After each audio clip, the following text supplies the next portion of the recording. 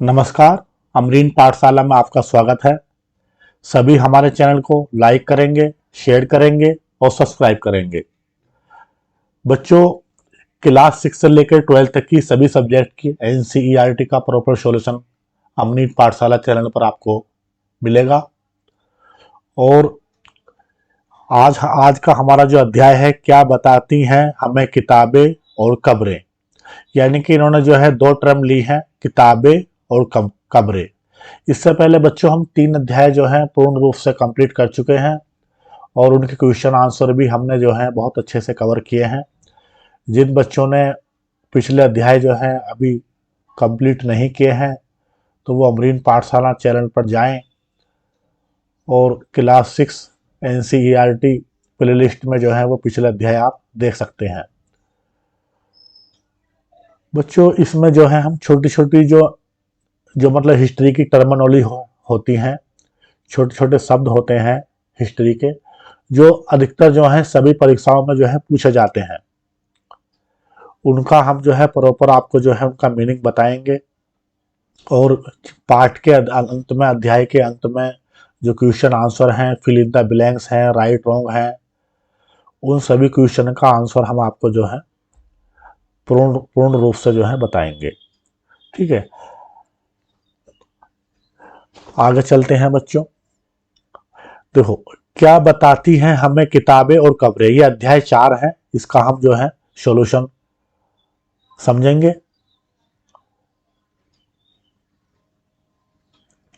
तो बच्चों देखो, ये पहला जो इसमें आया है तो इसमें बच्चे हैं और शिक्षक हैं। ठीक है, तो इसमें जो है सिंपल एक टर्म जो है पूछी गई है। बच्चे जो है पूछ रहे हैं कि वेद क्या है।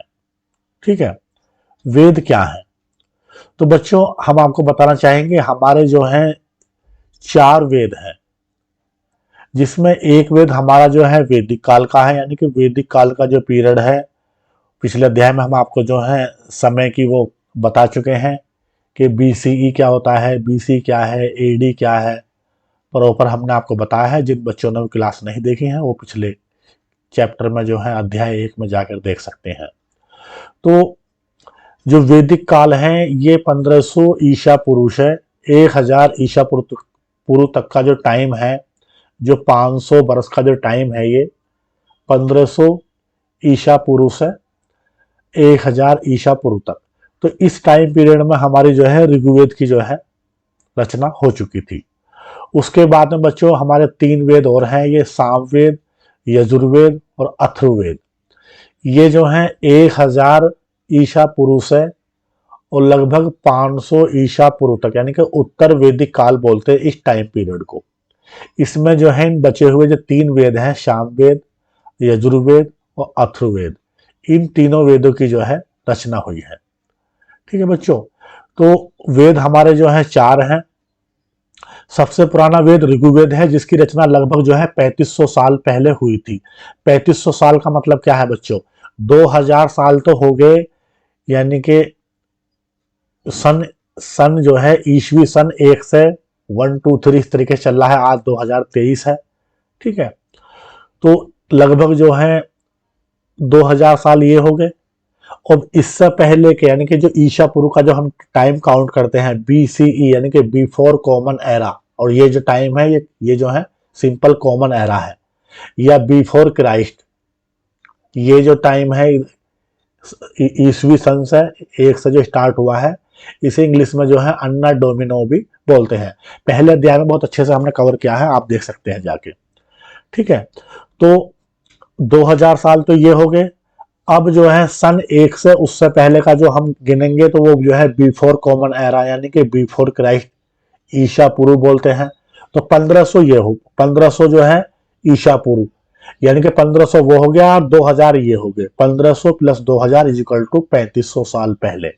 ठीक है, ऋग्वेद में 1000 से ज्यादा प्रार्थनाएं हैं। इसमें जो है प्रार्थना है बच्चों, ऋग्वेद में जो है ईश्वर की स्तुति करते हैं, तो प्रार्थना है इसमें, जिन्हें जो है सुक्त कहते हैं। क्या कहते हैं, सुक्त कहते हैं। सुक्त यानी कि सुक्त का मीनिंग क्या है, प्रार्थना। सुक्त का मतलब है अच्छी तरह से बोला गया। ठीक है, अच्छी तरह से बोला गया, यानी कि जिनका उच्चारण हम प्रॉपर जो है प्रॉपर करते हैं उच्चारण। ये विभिन्न देवी देवताओं की स्तुति में रचे गए हैं। इनमें से 3 देवता बहुत महत्वपूर्ण हैं, अग्नि, इंद्र और सोम। अग्नि जो है आग के देवता हैं, इंद्र युद्ध के देवता हैं, सोम एक पौधा है जिससे एक खास पेय बनाया जाता था, यानी कि पीने का पदार्थ।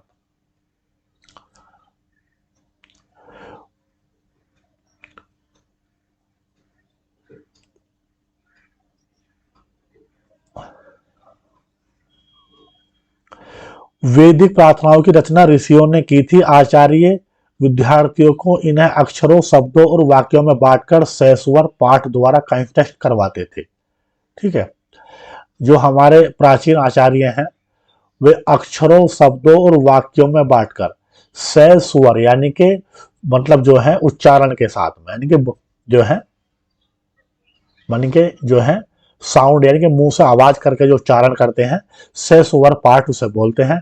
कंठस्थ यानी कि जो है बिना देखे हुए याद करवाते थे। अधिकांश सूक्तों के रचयिता सीखने और सिखाने वाले पुरुष थे। कुछ प्रार्थनाओं की रचना महिलाओं ने भी की थी। ऋग्वेद की भाषा प्राक संस्कृत यानी कि वैदिक संस्कृत है।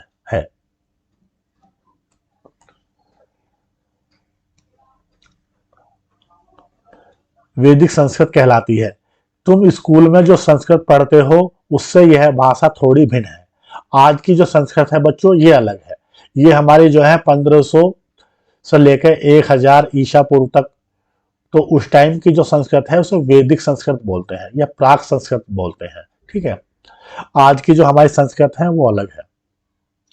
ठीक है, अब देखो बच्चों, अब इसमें हम जो है आपको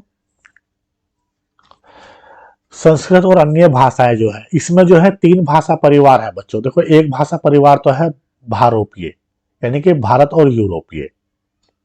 ये दूसरा भाषा परिवार है बच्चों, देखो ये रहा आपका तिब्बत वर्मा परिवार की भाषा है ये, देखो। ठीक है, और जो है एक तीसरा है ऑस्ट्रो एशियाटिक परिवार। 3 भाषा परिवार जो है हमारे इसमें दिए गए हैं, जो इंडिया, जो भारतीय प्रायद्वीप है इसमें जो बोले जाते हैं। एक ये है बच्चों। तो भारोपीय यानी कि भारत प्लस यूरोपीय, इसका कंबाइंड शब्द भारोपीय है। भाषा परिवार का हिस्सा है भारत की कई भाषाएं जैसे असमिया, गुजराती, हिंदी, कश्मीरी, सिंधी, एशियाई भाषाएं जैसे फारसी, यूरोप की बहुत सी भाषाएं जैसे अंग्रेजी, फ्रांसीसी, जर्मनी, यूनानी, इतालवी, स्पेनिश आदि इसी परिवार से जुड़ी हुई हैं। उन्हें एक भाषा परिवार इसलिए कहा जाता है क्योंकि आरंभ में उनमें कई शब्द एक जैसे थे। जैसे आप जो है संस्कृत में मातृ बोलेंगे माँ को, हिंदी में माँ हो गया, अंग्रेजी में जो है मदर हो गया, तो एक जो है मिला जुला रूप है। ठीक है, क्या तुम्हें इनमें कोई समानता नजर आती है? यस, देखो दोनों में जो है मैं है, तो बहुत सारे शब्द ऐसे हैं जो एक से हैं, ये समानता है इनमें। उपमहाद्वीप में दूसरे भाषा परिवारों की भाषाएं बोली जाती हैं। उदाहरण के लिए पूर्वोत्तर प्रदेश में, यानी कि जो हमारा पूर्वोत्तर प्रदेश है, यानी कि आसाम है, अरुणाचल प्रदेश है, नागालैंड है, मेघालय है, तुम्हारा त्रिपुरा है, सिक्किम है, पूर्वोत्तर के जो हमारे प्रदेश हैं इनमें जो है तिब्बत बर्मा परिवार की भाषाएं बोली जाती है। यानी कि जो हमारे स्टेट जो है तिब्बत जो है या तिब्बत वर्मा यानी कि इनसे लगे हुए हैं हमारे, इन्हें जो है पूर्वोत्तर के प्रदेश हम बोलते हैं। तो उनकी जो है भाषा परिवार की बोली जो है अलग है। तमिल, तेलुगु, कन्नड़, मलयालम द्रविड़ भाषा परिवार की भाषाएं हैं। किसकी? द्रविड़ भाषा परिवार की ये। ठीक है, जबकि झारखंड और मध्य भारत में, यानी कि जो मध्य प्रदेश है, झारखंड है तुम्हारा, ठीक है, यहाँ पे जो है, और तुम्हारा उड़ीसा हो गया, कुछ तेलंगाना का पार्ट है, कई हिस्सों में बोले जाने वाली भाषाएं ऑस्ट्रो एशियाटिक परिवार से जुड़ी हुई, यानी कि ऑस्ट्रो यानी कि ऑस्ट्रेलिया प्लस एशियाई भाषा। जैसे इसमें जो है तुम्हारा जो है मुंडा है, और जो है कई भाषा है। ठीक है, उन भाषाओं की सूची बनाओ जिनके बारे में तुमने सुन रखा है, उनके भाषा परिवारों को पहचानने की जो है कोशिश करो। एक छोटी सी एक्टिविटी बच्चों के लिए यहाँ पर दी गई है।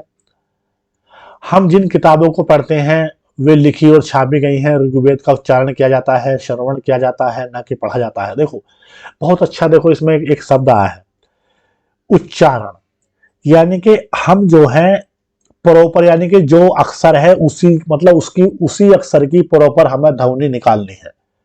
छोटा श है, बड़ा श है, तो जो अक्षर है हमारा उसी का हमें प्रॉपर हमें उच्चारण जो है करना है हमें। और जो है तो जो ऋग्वेद हमारा जो है उसका उच्चारण करते हैं, उसका जो है श्रवण करते हैं। ठीक है, सिंपल जो है रीडिंग नहीं करते हैं। जो आज की जो हमारी सिंपल किताबें हम रीडिंग करते हैं, ये जो हमारी धार्मिक किताबें हैं उनका प्रॉपर उच्चारण होता है और श्रवण होता है, ना कि रीडिंग होती है। ठीक है, इसमें आपके जो पाठ के अंत में एक सवाल भी दिया गया है कि जो हमारे वेद हैं और आज की जो किताबें हैं इनमें डिफरेंस क्या है। तो इनमें एक डिफरेंस देखो बच्चों यही हो गया कि उच्चारण, जो हमारे वेद हैं या ऋग्वेद है, जो हमारी धार्मिक किताबें हैं उनका उच्चारण और श्रवण किया जाता है, और जो सिंपल किताबें होती हैं उनका जो है हम जो है नॉर्मल पढ़ा जाता है या रीडिंग करते हैं। रचना के कई सदियों बाद इसे पहली बार लिखा गया। इसे छापने का काम तो मुश्किल से 200 साल पहले अभी हुआ, कि छापे खाने तो लगभग जो है अभी आए हैं, लगभग 1800 को 1700 1800 ईस्वी में लग जो है छापे खाने की स्टार्ट हुई है। सबसे पहले पुर्तगाल में छापे खाने जो है आए हैं, उससे बाद में जो है पुर्तगाली हमारे देश में अपने यहाँ पे ले आए, तो यहाँ पे छापे खाने जो है हमारे कई उद्योगपतियों ने जो है मिलकर यहाँ पे लगाए। ठीक है, इतिहासकार ऋग्वेद का अध्ययन कैसे करते हैं, एक सवाल है, उसका जवाब देखो हम देखेंगे।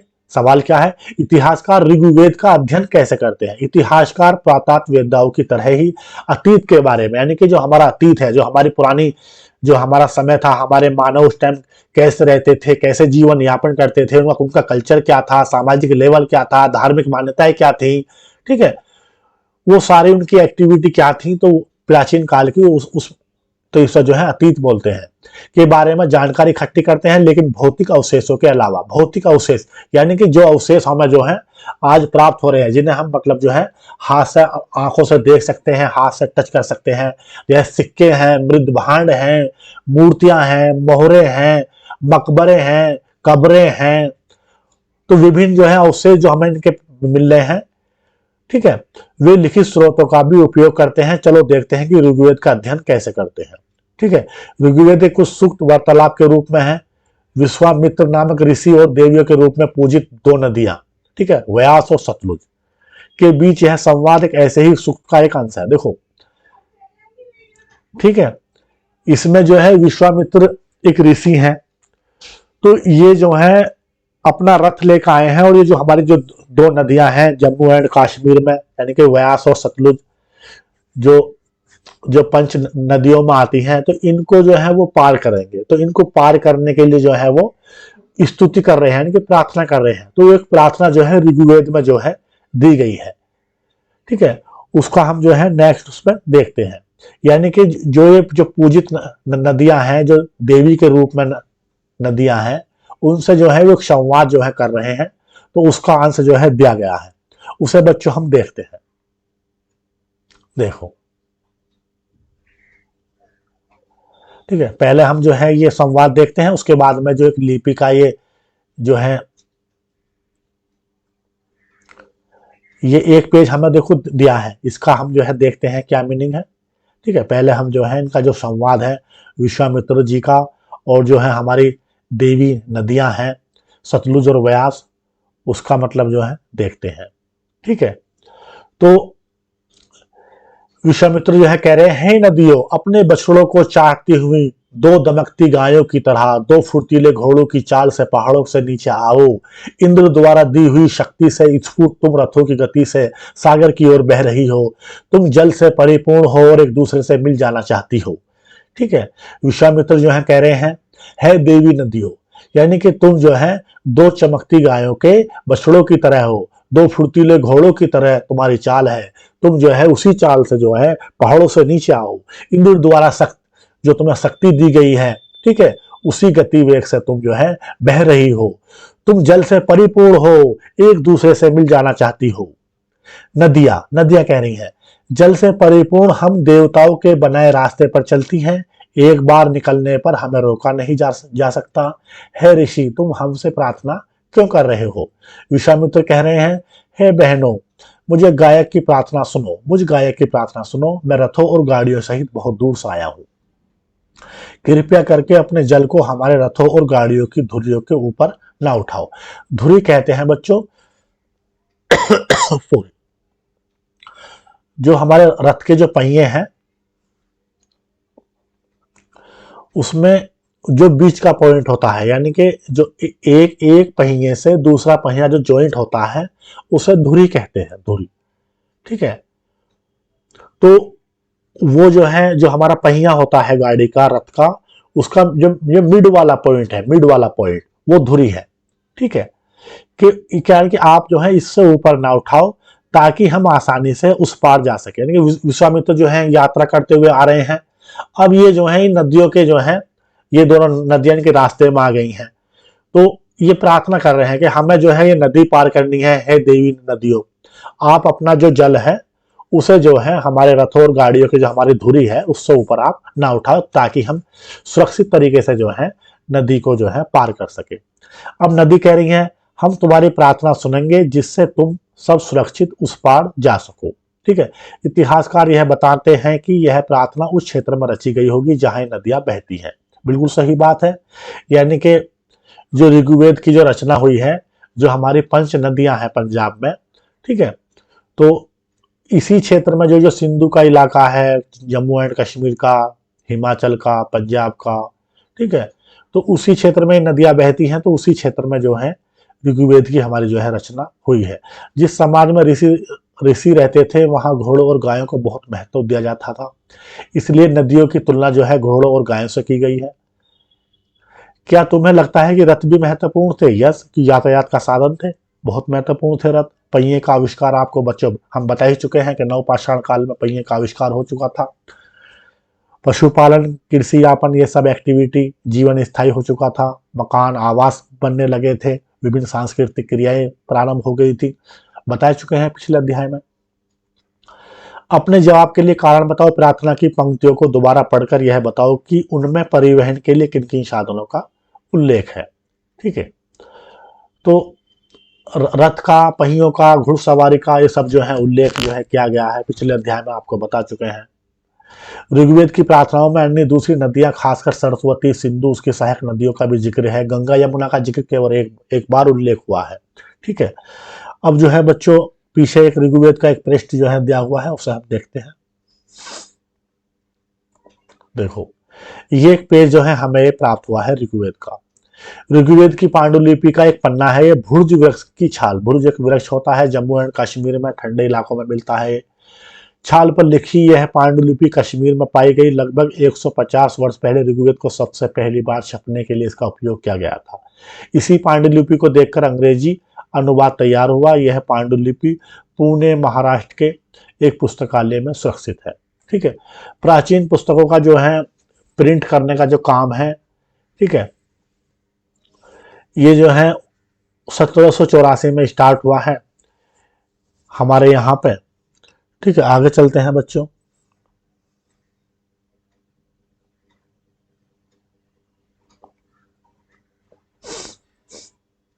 सॉरी,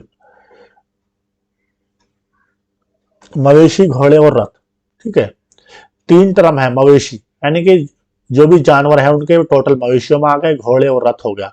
ऋग्वेद में मवेशियों, बच्चों या खासकर पुत्रों और घोड़ों की प्राप्ति के लिए अनेक प्रार्थनाएं हैं। किस किस के बारे में प्रार्थना है? मवेशी के लिए, यानी कि जो मवेशी जो है उनका जो है मतलब करेंसी के तौर पर होती होती थी उस टाइम जो है गाय, और जो मतलब जो है बैल होते थे वो जो है कृषि कार्यों में या यातायात के साधन में उनका उपयोग था।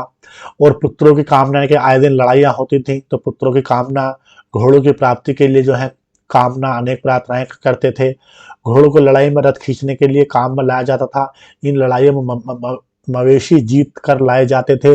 लड़ाइयाँ वैसे जमीन के लिए लड़ी जाती थी जहां अच्छे चारागाह हो, जहां पर जो जैसी जल्दी तैयार हो जाने वाली फसलों को उपजाया जा सकता हो। कुछ लड़ाइयां पानी के स्रोतों और लोगों को बंदी बनाने के लिए भी लड़ी जाती थी। युद्ध में जीते गए धन का कुछ भाग सरदार रख लेते थे और कुछ हिस्सा जो है पुरोहित को दिया जाता था, यानी कि जो स्तुति वगैरह करते थे, ब्राह्मण वगैरह। शेष धन आम लोगों में बांट दिया जाता था। कुछ धन जो है यह करने के लिए भी प्रयुक्त होता था। सॉरी, यज्ञ की आग में आहुति दी जाती थी। यह आहुतियां देवी देवताओं को दी जाती थी। घी, अनाज और कभी कभी जानवरों की आहुति दी जाती थी। ठीक है, जो हमारा यज्ञ होता था अग्नि कुंड में, उसमें जो है घी, अनाज और कभी कभी जो है जानवरों की आहुति यानी कि जानवरों की बलि जो है उसमें दी जाती थी। ठीक है, तो देवी देवताओं तक अपनी बात अपनी जो है पहुंचाने के लिए जो है अग्नि देवता के माध्यम से जो है अपनी बात पहुंचाते थे।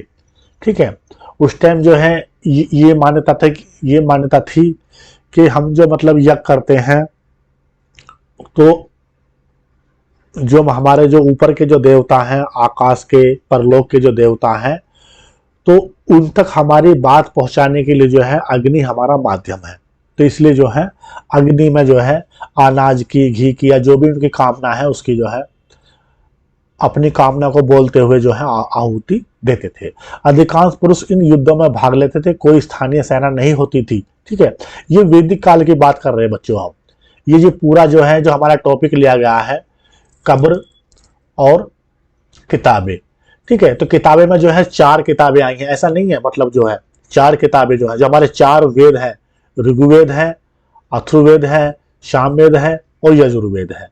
चारों वेद हो गए और जो है कब्रों के बारे में, यानी कि उस टाइम पीरियड में भारतीय महाद्वीप में या भारतीय प्रायद्वीप में मतलब किस तरह की जो है कब्रें जो है उस टाइम के हमारे मानव बनाते थे।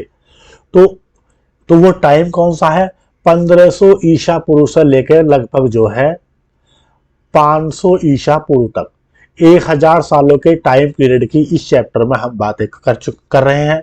उससे पहले का जो टाइम पीरियड है लगभग 2800-2900 बीसी से 1900-1800 बीसी तक, यानी कि लगभग 1000 काल की जो हम बात है, जिसे हम कांस्य युगीन सभ्यता, हड़प्पा की सभ्यता कहते हैं, वो पिछले अध्याय में उसे हम कंप्लीट कर चुके हैं। जिन बच्चों ने वो क्लास नहीं देखी है वो जो है हमारी अमरीन पाठशाला चैनल को आप सर्च करेंगे यूट्यूब पर, उसके बाद में क्लास 6 एनसीईआरटी की प्लेलिस्ट पर आप हिस्ट्री की में जाएंगे, वहां से आप प्रॉपर जो है पूरी किताब का अध्ययन आप जो है कर सकते हैं।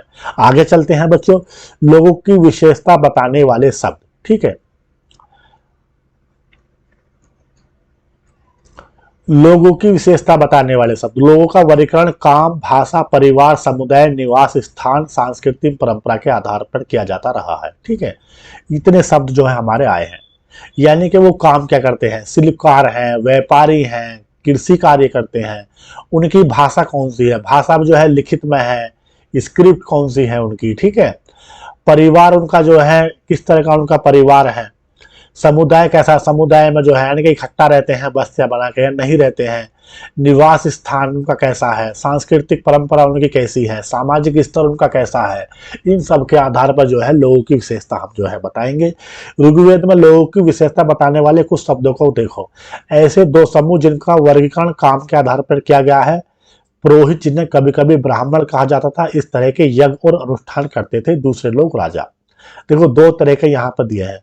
जो मतलब यज्ञ और अनुष्ठान कर रहे हैं वे हुए पुरोहित, यानी कि उनका कार्य अनुष्ठान करने का, यज्ञ करने का है, जिससे उनके कबीले में या उनका जो मतलब जो है जहां वो रहते हैं वहां पे सुख शांति जो है रहे। दूसरे लोगों में जो है राजा है। राजा जो है जो शासन कार्य है, आए दिन जो है लड़ाइयाँ होती हैं, दूसरे जो लोग हैं वो इनसे जो है अटैक करते हैं, तो पूरा जो है शासन जो है या उनसे युद्ध करना वो सब जो है वो जो है राजा उसका प्रबंध करेंगे। कई बार जो है आपदाएं आती हैं, हिंसक जानवरों से उनको बचाना है, वो सब काम जो है राजा करेंगे।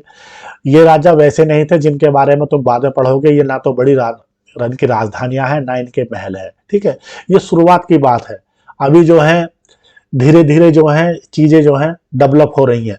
अभी इनकी स्थायी सेना भी नहीं है, इनके बड़े बड़े महल भी नहीं है, इनकी बड़ी बड़ी राजधानियां आज की तरह नहीं है। ठीक है, ठीक है, इनके पास ना सेना है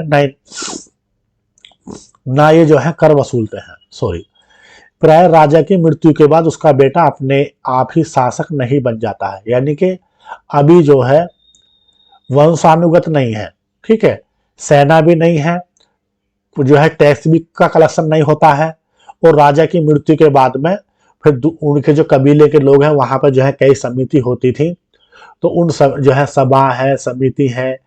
ठीक है, तो वो समिति जो है दोबारा मतलब राजा किससे बनाना है वो जो है सहमति से जो है राजा बनता था। ऐसा नहीं है कि वंशानुगत उसका बेटा ही राजा बनेगा। अभी वैदिक काल का पीरियड है, अभी ये सब चीजें नहीं है। पिछले अनुभाग को एक बार फिर पढ़ो और यह पता लगाने की कोशिश करो कि राजा क्या करते थे। राजा का काम क्या है? शासन करना, व्यवस्था बनाना, जो लड़ाइयाँ हो रही हैं, ठीक है, जो जो है उनका जो है, जो वहाँ पे जिस कबीले में जो है राजा है और वहाँ जो है जनता रहती है, उसका उनका शासन प्रबंध करना, उनके मवेशी कोई चुरा के ना ले जाए, या कोई आपदा आ रही है, ठीक है, या विभिन्न कबीलों से उनकी लड़ाइयाँ हो रही हैं, तो उस सभी की जो है उनकी सुरक्षा का जो दायित्व है वो राजा पे है। या जो है शांति काल में जो व्यवस्था करनी है उनके जीवन यापन की, तो उस सभी का जो कार्य है वो राजा का है। जनता या पूरे समुदाय के लिए दो शब्दों का इस्तेमाल होता था। एक था जन, ठीक है, जन, जिसका प्रयोग हिंदी या अन्य भाषाओं में आज भी होता है। दूसरा है विष, ठीक है, जिससे वैश्य वैश्य शब्द निकला है। इस विषय पर तुम अध्याय 5 में पढ़ेंगे हम आगे। ऋग्वेद में विष और जनों के नाम मिलते हैं, इसलिए हमें पुरुजन या विष, भरतजन विष, यदुजन विष, ये कई जो है हमें ऋग्वेद में, ये जो है कबीले हैं उस टाइम पीरियड में, ठीक है, पुरु है, भरत है, विष सॉरी जो है यदु है, ठीक है। तुम्हें इनमें से कोई नाम जाना पहचान लगता है? यस, हमें सारे नाम जो है हमें जाने पहचाने हैं, महाभारत में हमने सब ये पढ़े हैं, ठीक है। और जो है हम इससे अगला चैप्टर जो है महाजनपद काल है का मतलब उसमें थोड़ा सा उल्लेख किया है। तो महाजनपद काल में जो है 16 बड़े महाजनपद हैं, तो हम जो है पूरा उसके बारे में अध्ययन हम करेंगे। ये सब हमने जो है पहचान है, हम इन सब ये सुने हैं, पढ़े हैं। जिन लोगों ने प्रार्थनाओं की रचना की वो कभी कभी खुद को आर्य कहते थे, ठीक है। जिन लोगों ने जो है इन प्रार्थनाओं की रचना की है, यानी कि जो हमारे 4 वेद हैं, तो वे अपने आप को जो है आर्य बोल रहे हैं। क्या बोल रहे हैं? आर्य, इंपोर्टेंट है। अपने विरोधियों को दास या दस्यु कहते थे। जो उनके विरोधी थे उन्हें क्या बोलेंगे? वो दास या दस्यु। दस्यु वे लोग थे जो यज्ञ नहीं करते थे, शायद दूसरी भाषाएं बोलते थे। बाद के समय में दास स्त्रीलिंग दासी शब्द का मतलब गुलाम हो गया।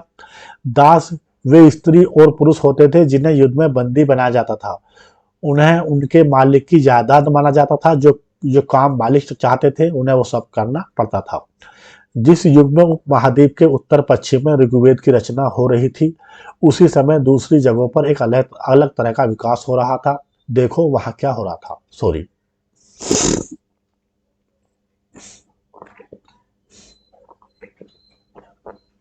थोड़ी तबीयत बच्चों खराब है। कंटिन्यू करते हैं। देखो, जो हमारा ये सिंधु का जो इलाका है, जो हमारा आधुनिक पाकिस्तान है, और हमारा जो है वेस्ट इंडिया है, यानी कि राजस्थान है, जम्मू एंड कश्मीर है, हरियाणा है, पंजाब है, गुजरात है, और जो है तुम्हारा वेस्ट यूपी है। तो इस पूरे जो है, और तुम्हारा जो है बलूचिस्तान सिंध का इलाका है, ठीक है, इस पूरे अफगानिस्तान तक, इस पूरे क्षेत्र में जो है हड़प्पा सभ्यता थी, ठीक है। तो वहाँ जो है बस्तियां पहले बन गई हैं, जीवन यापन की गतिविधि बहुत पहले हो गई हैं, ठीक है। तो वहां पे जो है वहां पे जो है ऋग्वेद की 4 वेदों की रचना भी जो है इसी क्षेत्र में हुई है। तो अन्य जगहों पर मतलब जो है विकास जो है अलग तरीके से हो रहा है, उसे हम जो है आगे पढ़ेंगे। खामोश प्रहरी कहानी महापाषाण की, ठीक है। तो देखो देखते हैं, ये शिलाखंड महापाषाण, महा मीन्स क्या होता है? बहुत बड़ा, पाषाण मीन्स पत्थर, नाम से जाने जाते हैं। ये पत्थर दफन करने की जगहों पर लोगों द्वारा बड़ी करीने से लगाए गए थे। महापाषाण कब्रें बनाने की प्रथा लगभग 3000 साल पहले शुरू हुई थी। यह प्रथा जो है दक्कन में, ठीक है, दक्षिण भारत में, उत्तर पूर्वी भारत में और कश्मीर में प्रचलित थी। देखो बच्चों, ये महापाषाण एक टर्म आई है। तो महापाषाण जो है, इसका जो है सिंपल मीनिंग ये है कि भारत के जो है कुछ हिस्सों में जो है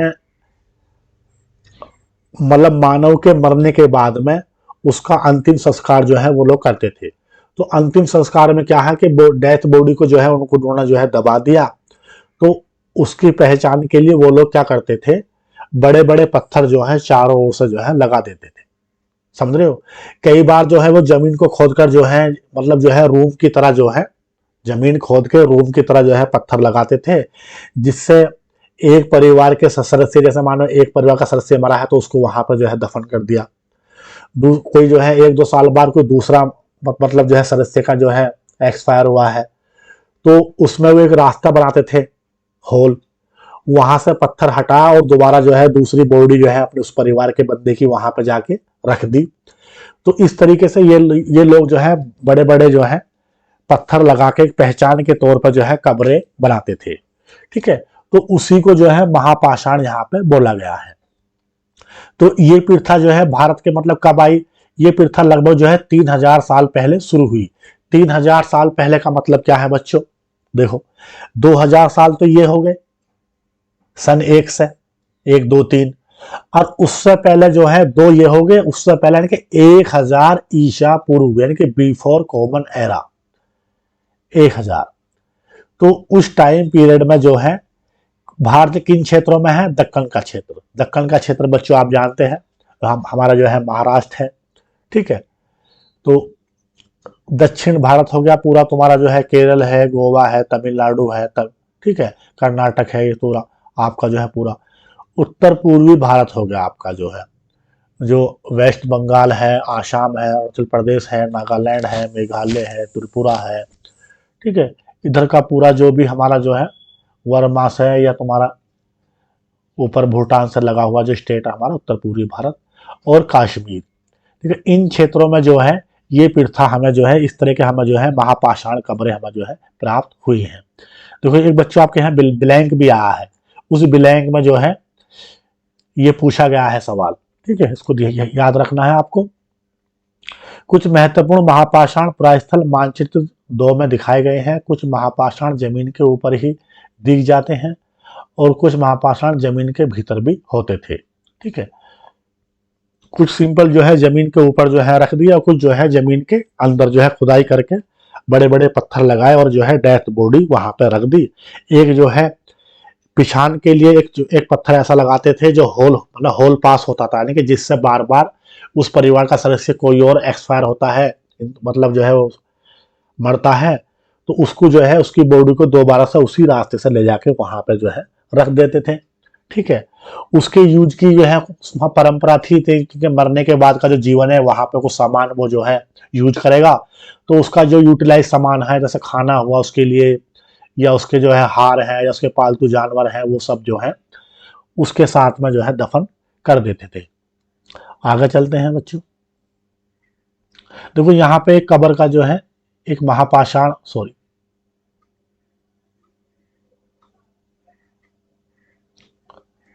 एक महापाषाण कब्र का देखो यहाँ फिगर एक दिया हुआ है। देखो आप देखो, देखो बीच में देखो ये पूरा बॉक्स टाइप जो है बना है, देखो आप देख रहे हो ये पूरा। ठीक है, इसके बाद में देखो ये पत्थर जो है फिर लगाए हैं, उसके बाद ये बड़े पत्थर हैं, पूरा प्रॉपर बना है, उसके बाद में ये और बड़े पत्थर हैं, देखो आप देखेंगे ये।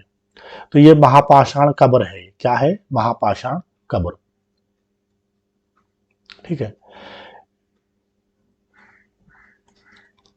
ऊपर इस तरह के महापाषाण को ताबूत यानी कि शवाधान सिस्ट कहा जाता है। यहां दिखाए गए सिस्ट में एक पोर्ट होल बड़ा सुराख है, जो शायद पत्थरों से बने हुए कमरे में जाने का एक रास्ता है, यानी कि जहां पे डेथ बॉडी रखते हैं तो उसमें जो है एक जो है वो सुराख यानी कि पोर्ट होल बनाते थे, जिसमें बाद में जो है कोई और मेंबर उस परिवार का एक्सपायर होता है उसकी बॉडी वहां पर ले जाके दफन कर सके। देखो ये पूरा होल, देखो ये जो होल है, ये देख रहे हो बच्चों,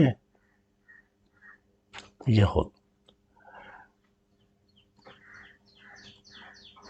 कई बार पुरातत्वविदों को गोलाकार सजाए हुए पत्थर मिलते हैं, कई बार अकेला खड़ा हुआ पत्थर मिलता है, कई बार तो ये काफी मतलब गोल आकार में जो है काफी सारे पत्थर जो है अच्छे से उन्होंने जो है लगाए हैं, कई बार सिंपल अकेला मतलब जो है एक पत्थर जो है खड़ा हुआ मिलता है। यही एकमात्र प्रमाण है जमीन के नीचे कब्रों को दर्शाते हैं। सॉरी, महापाषाण के निर्माण के लिए लोगों को कई तरह के काम करने पड़ते थे। हमने जो कार्यों की सूची बनाई है उन्हें क्रमबद्ध करो।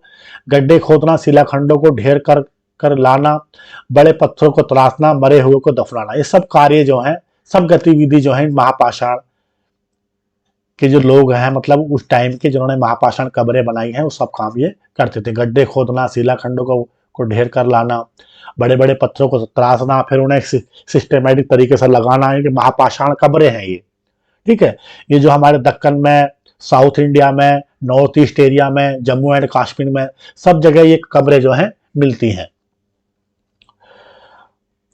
इन सब कब्रों में कुछ समानताएं हैं। अन्य सामान्यतः मृतकों को खास किस्म के मिट्टी के बर्तनों के साथ दफनाया जाता था, जिन्हें काले लाल मिट्टी के यानी कि ब्लैक एंड रेड वेयर, ठीक है, ब्लैक एंड रेड वेयर बहुत इंपॉर्टेंट है। ठीक है, तो यानी कि महापाषाण का जो ये काल है, तो इसमें यहाँ बर्तन कैसे, मृद भांड कैसे हैं, ब्लैक एंड रेड, लाल और काले जो है, काले लाल मिट्टी के बर्तन प्राप्त होते हैं। ये कहीं काफी परीक्षाओं में पूछा गया सवाल है। मृद भांड किस तरह के हैं, काले और लाल मिट्टी के नाम से जाना जाता है। इनके साथ ही मिले हैं लोहे के औजार और हथियार, घोड़ों के कंकाल, सामान तथा पत्थर और सोने के गहने।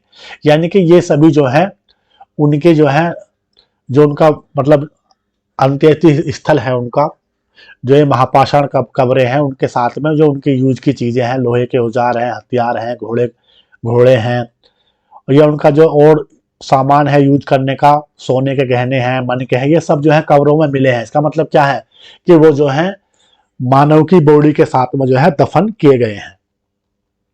क्या हड़प्पा के शहरों में लोहे का प्रयोग होता था?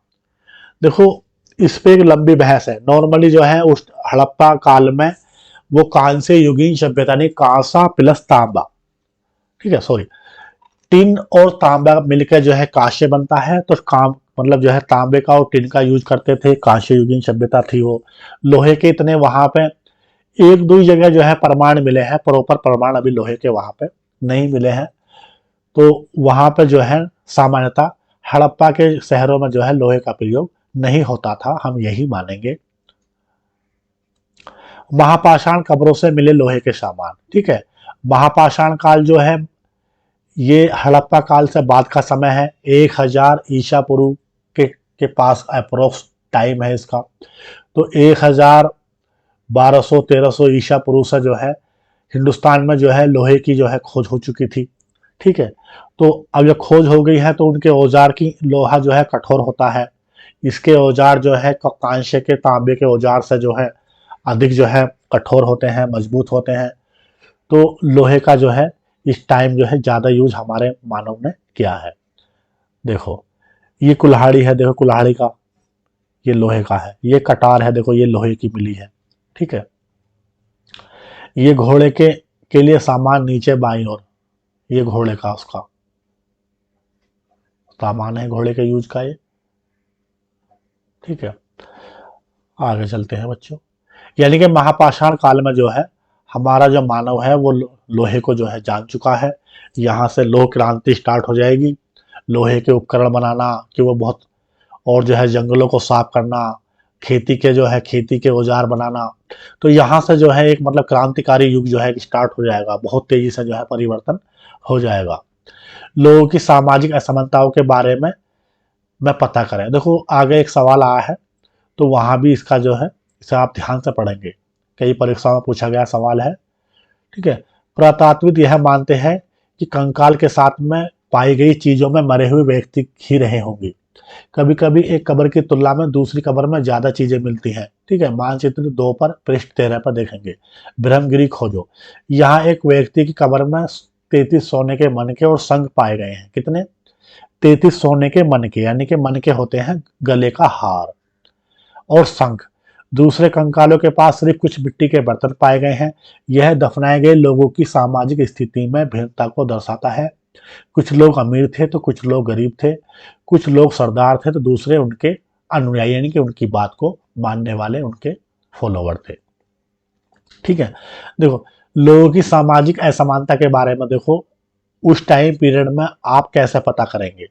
तो पता करने के देखो 2-3 चीजें हमें यहाँ पे हमारे पुरातात्विदों को मिली हैं। तो यानी कि जब उनको जो है उस टाइम के आदि मानव को जो है कब्र में दफन करते हैं, तो जिनकी मतलब जो मतलब जो है धनी है, तो उनके पास उनकी कब्रों में जो है सोने के मनके और अन्य जो है कई मतलब जो है उनके यूज की चीजें हमें कब्रों में मिली हैं। जो थोड़े जो हैं मतलब गरीब लोग थे, उनकी कब्रों में जो है नॉर्मल मिट्टी के बर्तन, कुछ कब्रों में जो है बहुत कम मतलब सामान मिला है। तो उससे जो है उनके सामाजिक स्तर का जो है पता चलता है, यानी कि सामाजिक स्तर जो है उस टाइम काफ़ी उस टाइम हो गया था। यानी कुछ लोग जो है काफ़ी जो है रिच थे और कुछ लोग जो है काफ़ी गरीब थे। आगे देखते हैं बच्चों, क्या कुछ कब्रगाहें खास परिवारों के लिए थी? कभी कभी महापाषाण में एक से अधिक कंकाल मिले हैं। वे यह दर्शाते हैं कि शायद एक ही परिवार के लोगों को एक ही स्थान पर अलग अलग समय पर दफनाया गया था। बाद में मरने वाले लोगों को पोर्ट होल के रास्ते, यानी कि जो रास्ता कब्र में बनाते थे जिससे दोबारा से बॉडी को उस रास्ते से जाकर दूसरी बॉडी को वहां पे दफना सके, रास्ते कब्रों में लाकर दफनाया जाता था। दफनाना मतलब क्या होता है बच्चों, समझ रहे हैं आप? दफनाना ये जो है ये उर्दू का वर्ड है। तो दफनाने का मीनिंग बच्चों ये है कि जैसे हमने मिट्टी खोद के जो है मानव की बॉडी को जो है मिट्टी में जो है उसको दबाते हैं, ठीक है, कब्र बनाते हैं, उसमें जो है उसको रखते हैं। तो जो रख उसको जो है मिट्टी से जो उसको मतलब दफन करते हैं, यानी कि उसको जो है कवर करते हैं, मिट्टी रख के पत्थर रख के उस पर उसके उसकी बॉडी के ऊपर, उस प्रक्रिया को जो है दफनाना बोलते हैं। ऐसे स्थान पर गोलाकार लगाए गए पत्थर या चट्टान चिन्हों का यूज करते थे, यानी कि दोबारा से जैसे उस स्थान की पहचान हो सके तो क्या करेंगे, गोलाकार पत्थर लगाएंगे या चट्टान वगैरह पर जो है उस पर कोई चिन्ह जो है अंकित कर देंगे, जहां लोग आवश्यकता अनुसार शवों को दोबारा दफना सके। सॉरी। इनाम गांव के एक विशिष्ट व्यक्ति की कब्रगाह। इनाम गांव को जो है खोजो बच्चों। मानचित्र 2 में पृष्ठ 13 पर, ठीक है। देखो इनाम गांव बच्चों ये जो है हमारा महाराष्ट्र में जो है एक स्थल है। ये कहां पे? महाराष्ट्र में। ये जो बच्चों हैं ये गोदावरी नदी के साउथ में है। ये गोदावरी नदी आप जो है इंडिया के मैप में आप जो है सर्च करेंगे, ठीक है, महाराष्ट्र में, तो उसके साउथ में इनाम गांव जो है ये जो हमारा एक स्थल हमें जो है प्रत्यात्विदों को खुदाई में प्राप्त हुआ है। यह भीमा की सहायक नदी घोड़े के किनारे एक जगह है। इस जगह पर 3600 से 2700 साल पहले लोग रह रहते थे। कितने टाइम पहले? यानी कि आज से 3600 से लगा के 2700 साल पहले, यानी कि कितना टाइम बैठेगा ये, यानी कि 1600 ईसा पूर्व से 700 ईसा पूर्व तक का टाइम पीरियड है। यहाँ वैश्य लोगों को प्राय गड्ढे में सीधा लिटाकर दफनाया जाता था। उनका सिर उत्तर की ओर होता था। बहुत अच्छी बात देखो यहाँ पाई है। देखो बच्चों, देखो अलग अलग धर्म में, अलग अलग कल्चर में जो है अलग अलग अंत्येष्टि जो है मानव की बॉडी की होती है, यानी कि मरने के बाद में जो उसका अंतिम संस्कार होता है उसके अलग अलग तरीके हैं। कुछ समाज में जो है मिट्टी के अंदर जो है दफन करते हैं, यानी कि उसको जो है कब्र बोलते हैं। मिट्टी के यानी कि मिट्टी का गड्ढा एक खोदेंगे, एक प्रॉपर उसका एक तरीके से उसको ज्योमेट्रिक तरीके से खोदा जाता है, उसमें बॉडी को जो है रखते हैं, रखने के बाद में पत्थरों से लकड़ी से उसको जो है कवर करते हैं, फिर उसके ऊपर जो है प्रॉपर मिट्टी जो है कर देते हैं, ठीक है। तो उसकी जो है अलग अलग प्रक्रिया होती है। अब उसमें कब्र में जो है बॉडी का जो मतलब जो है यानी कि उसके पैर किधर होंगे, उसका सर किधर होगा, इसकी भी एक प्रॉपर प्रक्रिया होती है, ठीक है। तो जो हमारा महाराष्ट्र का जो इलाका है, हमारा गुजरात का जो इलाका है, यहाँ पे जो उस टाइम यानी कि 1000 ईसा पूर्व में जो मतलब जो है महापाषाण कब्रें बन रही हैं हमारे उस टाइम के हमारे अतीत के जो मानव थे, तो वो जो कब्र में जो दफनाएंगे तो जो सर होगा वो जो है उत्तर की तरफ होगा और पैर होंगे साउथ की तरफ। ये जो है उसकी दिशा है, मतलब जो मरा हुआ मानव है जिसको कब्र में जो है दफन कर रहे हैं उसकी दिशा है, यानी कि सर होगा उत्तर की तरफ, नॉर्थ की तरफ, और पैर होंगे साउथ की तरफ। जबकि नॉर्थ ईस्ट में और जो है नॉर्थ के इलाके में तो इसकी जो दिशा है वो अलग अलग है। इसका एक सवाल जो है पूछा जाता है, काफी बार परीक्षाओं में जो है पूछा गया है, ध्यान रखना है। Sorry sorry. कई बार उन्हें घर के अंदर ही दफनाया जाता था, जो घर का मतलब जो है आंगन होता है उसमें ही कब्र बना दी, वहां जो है दफन कर दिया। ऐसे बर्तन जिनमें शायद खाना और पानी हो दफनाए गए शवों के पास रखते जाते थे, यानी कि उनकी मान्यता ये थी कि मरने के बाद में जो है ये इन सामान का यूज करेंगे दूसरे जीवन में। ठीक है। एक आदमी को 5 कमरे वाले मकान के आंगन में 4 पैरों वाले मिट्टी के एक बड़े संदूक में दफनाया गया था। बस्ती के बीच में बसा यह गांव यह घर गांव के सबसे बड़े घरों में से एक था। इस घर में अनाज का एक गोदाम भी था। सऊ के पैर मुड़े हुए थे। क्या तुम्हें लगता है कि यह किसी सरदार का सऊ होगा? अपने जवाब में कारण बताओ। ठीक है। देखो, ये जो है हमें जो है प्राचीन काल की जो हम हमारे पुरातात्विदों को जो हमें मतलब साक्ष्य मिले हैं, तो उसके आधार पर जो है एक आइडिया लगाते हैं। ठीक है। तो जब ये मतलब इतना बड़ा घर है और बीचों बीच बस्ती में है, ठीक है, अनाज का गोदाम भी है, तो इससे हम कह सकते हैं कि हाँ, किसी सरदार का जो है, कि आम इंसान का तो होगा नहीं, किसी सरदार का जो है ये सऊ होगा। ठीक है। क्या बताते हैं हमें कंकाल के अध्ययन? ठीक है। तो इस टॉपिक में देखो हम क्या कवर करेंगे, क्या बताते हैं हमें कंकाल के अध्ययन। तो जो कंकाल है, तो यानी कि किसी फीमेल का है, किसी मेल का है, किसी बच्चे का है, किसी लड़की का है, तो इस सब की, या किसी जानवर का है, इस सब की जो है जानकारी हमें जो है कंकाल से जो है अध्ययन करने से प्राप्त हो जाती है। देखो, क्या हम पता लगा सकते हैं कि कंकाल किसी पुरुष का है या स्त्री का? कभी कभी लोग कंकाल के साथ मिलने वाले सामानों के आधार पर अंदाजा लगाते हैं, जो सामान प्राप्त हो रहा है उसके आधार पर। कई बार जो है कंकाल के साथ में गहने मिलते हैं, कई बार उससे महिला का कंकाल जो है मान लिया जाता है। लेकिन ऐसी समझ के साथ समस्याएं हैं, अक्सर पुरुष भी आभूषण पहनते थे। यानी कि उस काल में स्त्री और पुरुष दोनों ही आभूषण का यूज करते थे, ज्वेलरी पहनते थे, मनके वगैरह जो है हार बना के पहनते थे। कंकाल का लिंग पहचानने का बेहतर तरीका उसकी हड्डियों की जांच है। क्या है? हड्डियों की जांच है। क्योंकि महिलाएं बच्चों को जन्म देती हैं, इसलिए उनका कोटि प्रदेश यानी कि कूला, जो कूला होता है, ठीक है, ये पुरुषों से जो है ज्यादा बड़ा होता है। महिलाएं बच्चों को जन्म देती हैं, जब महिलाएं प्रेग्नेंट होंगी तो उनको जो है अंदर बॉडी में उनको ज्यादा स्पेस चाहिए। ज्यादा स्पेस चाहिए तो एक नेचुरल प्रक्रिया है।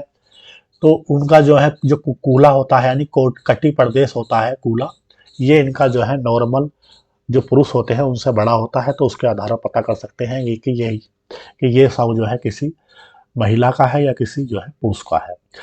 ठीक है। आज से लगभग 2000 साल पहले चरक नाम के एक वैद्य हुए थे, यानी कि लगभग जो है सन 1 में के अप्रोक्स। उन्होंने चिकित्सा शास्त्र पर एक चरक संहिता नाम की पुस्तक लिखी। इन्होंने जो है चिकित्सा शास्त्र पे एक बुक लिखी है, बड़ी फेमस जो है। ठीक है। इंडिया की जो है जो चिकित्सा शास्त्र की जो प्राचीन किताबें हैं, तो उनमें जो है एक महत्वपूर्ण जो है स्थान इस किताब का है, चरक संहिता। शल्य क्रिया के बारे में इसमें बहुत सारी बातें जो है, ये मानो कि शल्य क्रिया का जो है एक जो है महान ग्रंथ है ये। ठीक है। जो हमारे जो है ऑपरेशन करते हैं, शल्य क्रिया करते हैं, चीड़ फाड़ करते हैं, उसके बारे में उस जमाने में जो है सर्जरी की जो है पूरी जानकारी इस किताब में जो है चरक संहिता में दी गई है। वे चरक कहते हैं कि मनुष्य के शरीर में 360 हड्डियां होती हैं। यह आधुनिक शरीर रचना विज्ञान की 2 से 6 हड्डियों से काफी ज्यादा है।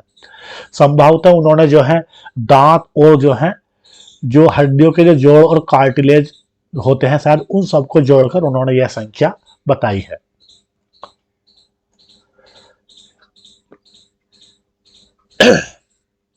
इनाम गांव के लोगों के काम धंधे, एक टॉपिक छोटा सा है। इनाम गांव, ठीक है, बता चुके हैं महाराष्ट्र में जो है ये गोदावरी नदी के साउथ में है, महाराष्ट्र में है ये। इनाम गांव में पुरातात्विदों को गेहूं, जौ, चावल, दाल, बाजरा, मटर, तिल के बीज मिले हैं। कई जानवरों की हड्डियां भी मिली हैं।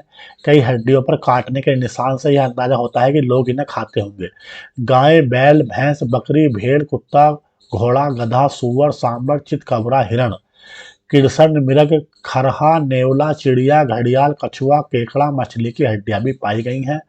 ऐसे साक्ष्य मिले हैं कि बेर, आंवला, जामुन, खजूर, कई तरह की रस भरियां एकत्रित की जाती थी। ठीक है। इन सब की जानकारी हमें जो है इनाम गांव महाराष्ट्र में स्थल है वहां से हमें मिली है। इस प्रमाण के आधार पर इनाम गांव में लोगों के काम धंधों की एक सूची बनाओ। ठीक है। यह आपके लिए एक जो है छोटा सा प्रैक्टिकल जो है दिया गया है। अन्यतर एटलस में चीन को देखो, लगभग जो है 3500 साल पहले हम यहाँ की लेखन कला के सबसे पुराने उदाहरण पाते हैं। यह जानवरों की हड्डियों पर लिखा गया था। इन्हें भविष्यवाणी करने वाली हड्डियां जो है कहा जाता है। ठीक है, जानवरों की हड्डियों पर जो है लेख जो है वहाँ के राजा जो है लिखवाते थे। और तो वे जो है सवाल करते थे लिपिकारों से। कैसे सवाल? क्या हम युद्ध जीतेंगे, क्या फसलें अच्छी होंगी, क्या हमें पुत्र प्राप्ति होगी। तो शिल्पीकार मतलब क्या करते थे, हड्डियों को आग में जो है ये सब लिख के जो है हड्डियों को आग में डाल दिया जाता था। जहां इनमें गर्मी से चटक कर दरारें पड़ जाती थी। देखो दरारें पड़ जाती थी आग में जो है चटक के हड्डियों पे, ये लिखा हुआ हड्डियों पे। ये भविष्यवक्ता इन दरारों को बड़े ध्यान से देखकर भविष्यवाणी करने की कोशिश करते थे। जैसा शायद तुम भी सोच रही होंगी कि भविष्यवक्ता कभी कभी गलती भी करते होंगे। बिल्कुल सही बात है।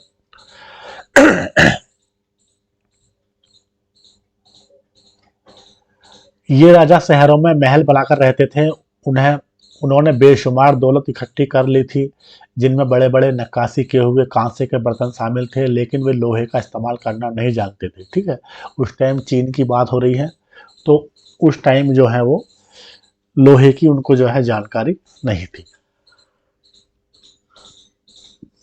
कांसे की उनको जो है जानकारी थी, उन्हें जो है तांबे की जानकारी थी, लोहे की जानकारी उनको नहीं थी। ऋग्वेद के राजा और इन राजाओं के बीच कोई एक फर्क जो है बताओ। ठीक है, तो एक फर्क तो यही है। देखो हमारे इधर जो है जो ऋग्वेद के जो राजा हैं वे जो है मतलब जो भविष्यवाणी है वो इस तरह की जो है हड्डियों पर लेख लिखवा के उसको जो है आग में डालना और उस पर जो है भविष्यवाणी करवाना, ये सब काम नहीं करते थे। सॉरी, देखो ये सिंपल सिंपल जो है कि उपयोगी शब्द दिए गए हैं। ये एलटीजी परीक्षाओं में जो है पूछे जाते हैं, पूछे गए हैं। मतलब जो है ये मीनिंग इनका वेद। तो वेद क्या हमारे जो है प्राचीन जो 4 किताबें हैं उनको वेद कहते हैं, जिनका हम जो है उच्चारण और श्रवण करते हैं। प्रार्थना की स्तुति हो गई। ठीक है, भाषा, रथ, ठीक है, यज्ञ, राजा, दास, महापाषाण। ठीक है, महापाषाण क्या है? ये महापाषाण जो है कब्र है। क्या है? कब्र है ये। ठीक है, कंकाल, कब्र सिंपल क्या होता है? जहां पर जो है मरने के बाद में इंसान की बॉडी को दफन किया जाता है, यानी कि मिट्टी का गड्ढा खोद के पत्थरों से या मिट्टी से उसको जो है कवर कर दिया जाता है। कंकाल हो गए, लोहा जो है एक एलिमेंट है। लगभग 1000 ईसा पूर्व के अप्रोक्स इसकी जो है खोज हो चुकी थी। ठीक है, वेदों की रचना का प्रारंभ लगभग जो है 3500 साल पहले। ठीक है, यानी कि जो हम इसको ईसा पूर्व में लेंगे तो 1500 ईसा पूर्व।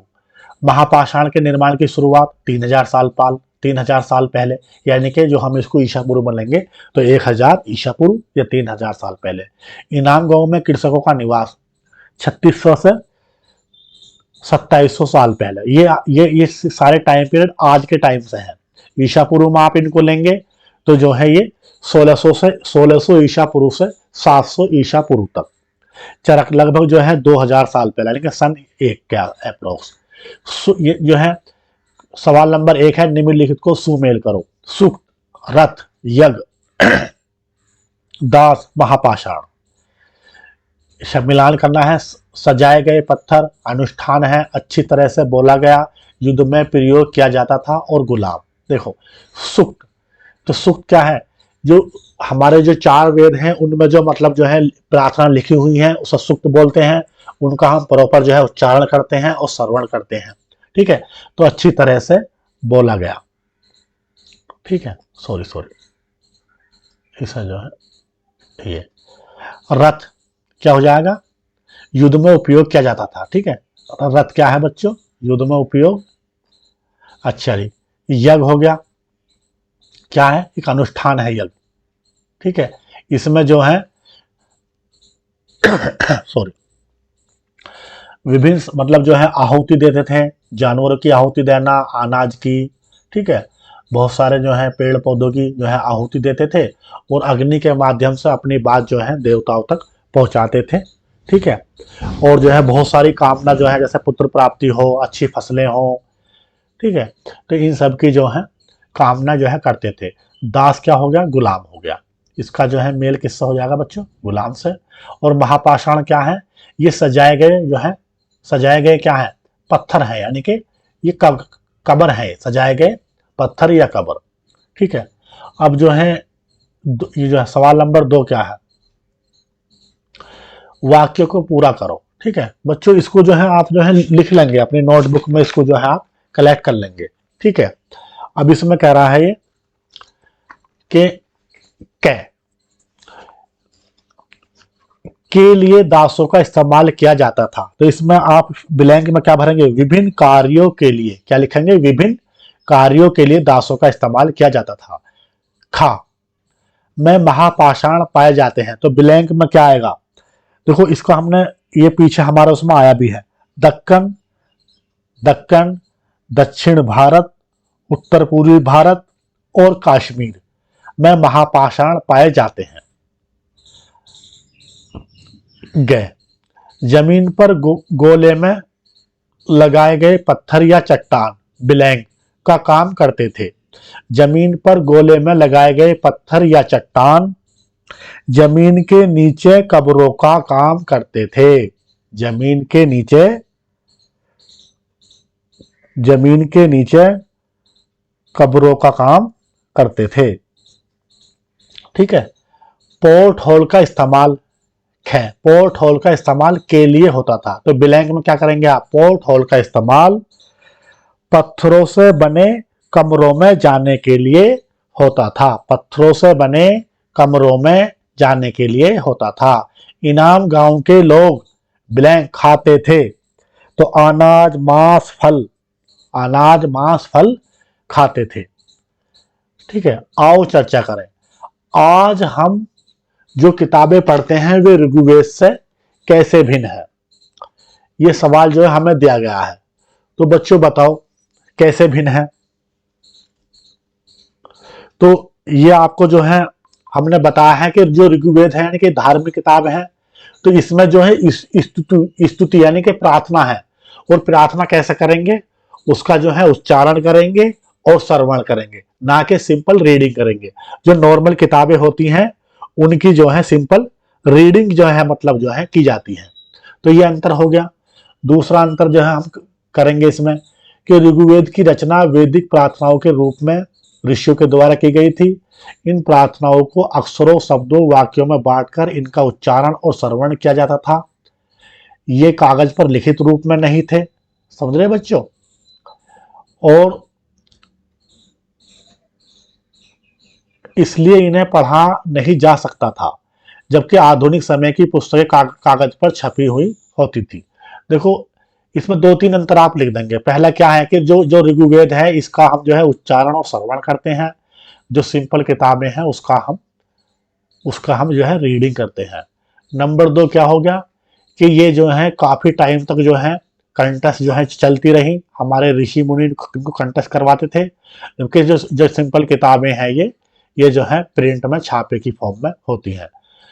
सवाल नंबर 4 है, पुरातात्विक कब्रों में दफनाए गए लोगों के बीच सामाजिक अंतर का पता कैसे लगाते हैं? बहुत सिंपल है। भी देखो बिल्कुल बिल्कुल सिंपल है, सोचने वाली बात है कि जो जो कब्रें हैं उनके जो महापाषाण कब्र हैं, तो उनकी सामाजिक हैसियत के हिसाब से जो है उनके जो उपयोग के सामान कब्रों के अंदर मिलते हैं। यानी कि जहाँ ज़्यादा जो है कीमती सामान, सोने के मन के, या जो है उनके सामाजिक यूज की चीज़ें काफ़ी अधिक मात्रा में मिल रही हैं, तो उनका सामाजिक स्तर जो है ऊंचा है, यानी कि वो धनी लोग हैं, सरदार लोग हैं।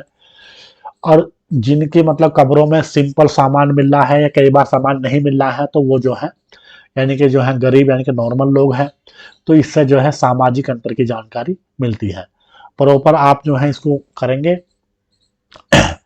पुरातात्विक कब्रों में दफनाए गए लोगों के बीच सामाजिक अंतर का पता कंकाल के साथ पाई जाने वाली चीजों से लगाते थे। यह मानते थे कि कंकाल के साथ पाई गई चीजें मरे हुए व्यक्ति की ही रही होंगी। उदाहरण के लिए एक कब्र में सोने के मनके और शंख पाए गए हैं, जबकि दूसरे कंकालों के पास कुछ मिट्टी के बर्तन ही पाए गए हैं। तो ये चीजें इन लोगों की सामाजिक स्थिति के अंतर को दर्शाती हैं। एक राजा का जीवन दास या दासी के जीवन से कैसे भिन्न होता है? बहुत सिंपल है। वैदिक काल में राजा का जीवन दास और दासियों के जीवन से बहुत भिन्न था। दास वे स्त्री या पुरुष होते थे जिन्हें युद्ध में बंदी बनाया जाता था। दासों को उनकी मालिक की संपत्ति माना जाता था। उन्हें अपने मालिक की इच्छा अनुसार प्रत्येक काम करना पड़ता था। इसके विपरीत राजा मालिक की भूमिका में काम करता था।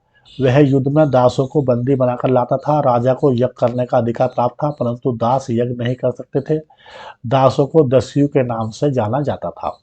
ठीक है, तो यानी कि दासों को जो है या दासियों को जो है युद्ध में जीत कर ला रहे हैं, तो यानी कि पूरा मालिकाना हक जो है राजा का हो जाएगा। राजा के आज्ञा अनुसार वे अपना जो है जीवन यापन करेंगे और उसका जो भी मतलब जो है आज्ञा होगी, उसका जो भी काम होगा उनको जो है करना पड़ेगा।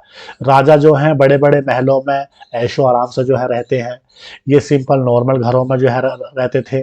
ठीक है, और इन्हें जो है यज्ञ की अनुमति है, दास दासियों को यज्ञ की अनुमति नहीं है। ठीक है, ये पूरा का पूरा जो है हमने आपको बच्चों कवर कर दिया है। इसमें हम सिंपल आपको जो है बताना चाहेंगे बच्चों, चैप्टर के शुरू में देखो एक टर्म है, अब लेकर चलते हैं, थोड़ा भूल गए थे, छोटा सा कंसेप्ट है।